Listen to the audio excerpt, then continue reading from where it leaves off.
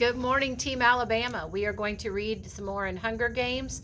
Please join me on chapter 20, and that is page 262. Getting the broth into Peeta takes an hour of coaxing, begging, threatening, and yes, kissing. But finally, sip by sip, he empties the pot. I let him drift off to sleep, then, and attend to my own needs, wolfing down a supper of grusling and roots, while I watch the daily report in the sky. No new casualties. Still, Peeta and I have given the audience a fairly interesting day. Hopefully, the game makers will allow us a peaceful night. I automatically look around for a good tree to nest in before I realize that's over, at least for a while. I can't very well leave Peeta unguarded on the ground. I left the scene of his last hiding place on the bank of the stream untouched. How could I conceal it? And we were a scant 50 yards downstream. I put on my glasses, placed my weapons in readiness, and settled down to keep watch. The temperature drops rapidly, and soon I am chilled to the bone. Eventually, I give in and slide into the sleeping bag with Peeta. It's toasty warm, and I snuggle down gratefully until I realize it's more than warm. It's overly hot because the bag is reflecting back his fever. I check his forehead and find it burning and dry. I don't know what to do. Leave him in the bag and hope the excessive heat breaks the fever? Take him out and hope the night air cools him off? I end up just dampening a strip of bandage and placing it on his forehead. It seems weak, but I'm afraid to do anything too drastic. I spend the night half sitting, half lying next to Peeta, refreshing the bandage and trying not to dwell on the fact that by teaming up with him, I've made myself far more vulnerable than when I was alone. Tethered to the ground on guard with a very sick person to take care of, but I knew he was injured, and still I came after him. I'm just going to have to trust that whatever instinct sent me to find him was a good one. When the sky turns rosy, I notice the sheen of sweat on Peeta's lip and discover that the fever has broken. He's not back to normal, but it's come down a few degrees.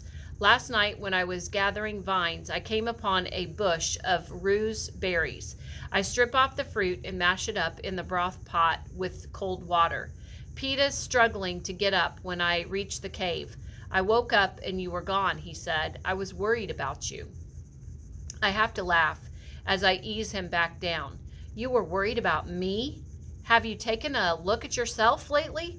I thought Cato and Clove might have found you. They like to hunt at night, he says, still serious. Clove, which one is that? I asked. The girl from District 2. She's still alive, right? He says. Yes. There's just them and us, Thresh and Foxface, I say. That's what I nicknamed the girl from 5. How do you feel? Better than yesterday. This is an enormous improvement over the mud, he says. Clean clothes and medicine and a sleeping bag, and you? Oh, right, the whole romance thing. I reach out to touch his cheek, and he catches my hand and presses it against his lips. I remember my father doing the very thing to my mother, and I wonder where Peeta picked it up. Surely not from his father and the witch. No more kisses from you until you've eaten, I say. We get him propped up against the wall, and he obediently swallows the spoonfuls of the berry mush that I feed him. He refuses the grusling again, though. You didn't sleep, Peeta says. I'm all right, I say, but the truth is I'm exhausted. Sleep now, I'll keep watch. I'll wake you if anything happens, he says. I hesitate. Katniss, you can't stay up forever. He's got a point there. I'll have to sleep eventually, and probably better to do it now than when he seems relatively alert and we have daylight on our side. All right, I say, but just for a few hours, then you wake me.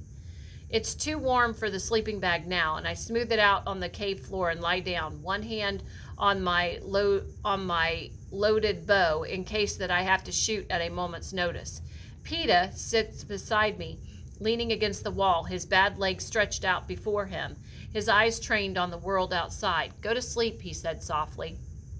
His hand brushes the loose strands of my hair off my forehead. Unlike the staged kisses and the caresses so far, this gesture seems natural and comforting. I don't want him to stop, and he doesn't. He's still stroking my hair when I fall asleep. Too long. I sleep too long. I know from the moment I open my eyes that we're into the afternoon. Peta's right beside me, his position unchanged. I sit up, feeling somehow defensive but better rested than I've been in days. Peta, you were supposed to wake me after a couple of hours, I say. For what? Nothing's going on here, he says. Besides, I like watching you sleep. You don't scowl. Improves your looks a lot. This, of course, brings on a scowl that makes him grin. That's when I notice how dry his lips are. I test his cheek, hot as a coal stove. He claims he's been drinking, but the containers still feel full to me. I give him more fever pills and stand over him while he drinks first one and then a second quart of water. And then I tend to his minor wounds, the burns, the stings, which are showing improvement, and I steel myself and unwrap the leg. My heart drops into my stomach. It's worse, much worse. There's no more pus in evidence, but the swelling has increased and the tight, shiny skin is inflamed. Then I see the red streaks starting to crawl up his legs. Blood poisoning. Unchecked, it will kill him for sure. My chewed up leaves and ointment won't make a dent in it. We'll need strong and infection drugs from the capital. I can't imagine the cost of such potent medicine. If Haymitch pooled every donation from every sponsor, would he have enough? I doubt it. Gifts go up in price the longer the games continue. What buys a full meal on day 1 buys a cracker on day 12, and kind of medicine Peta needs would have been a premium from the beginning. Well, there's more swelling, but the pus is gone, I say in an unsteady voice. I know what blood poisoning is, Katniss, says Peta, even if my mother isn't a healer. You're just going to have to outlast the others, Peta. They'll cure it back at the Capitol when we win, I say. Yes, that's a good plan, he says, but I feel this is mostly for my benefit.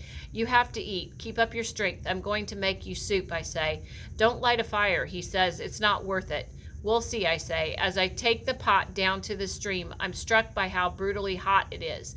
I swear the game makers are progressively ratcheting up the temperature in the daytime and sending it plummeting at night. The heat of the sun-baked stones by the stream gives me an idea, though.